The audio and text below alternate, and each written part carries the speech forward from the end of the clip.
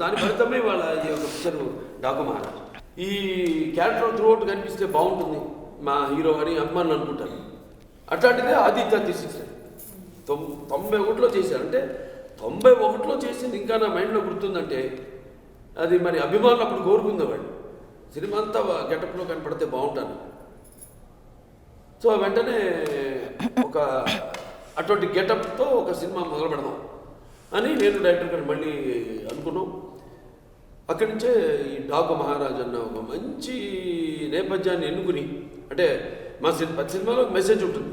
అఖండ అంటే దేవుడి జోలికి, అదే ప్రకృతి జోలికి వచ్చినా లేకపోతే పిల్లల జోలికి వచ్చినా ధర్మం జోలికి వచ్చినా దేవుడు సహించడు.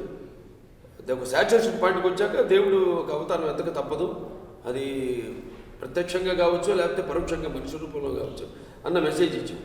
అలాగే వీరసింహారెడ్డి ఒక మంచి అన్న చెల్లెల రక్త సంబంధం నాన్నగారి, లేకపోతే నేనే చేసిన ముద్దుల మాయ కావచ్చు. కాబట్టి మంచి మంచి ఫ్యాక్షన్ తీసుకున్నాం. మామూలు బ్యాక్గ్రౌండ్ కాకుండా ఎప్పుడు బ్యాక్గ్రౌండ్ కూడా మనకు ఫెచ్చింగ్గా ఉండాలి.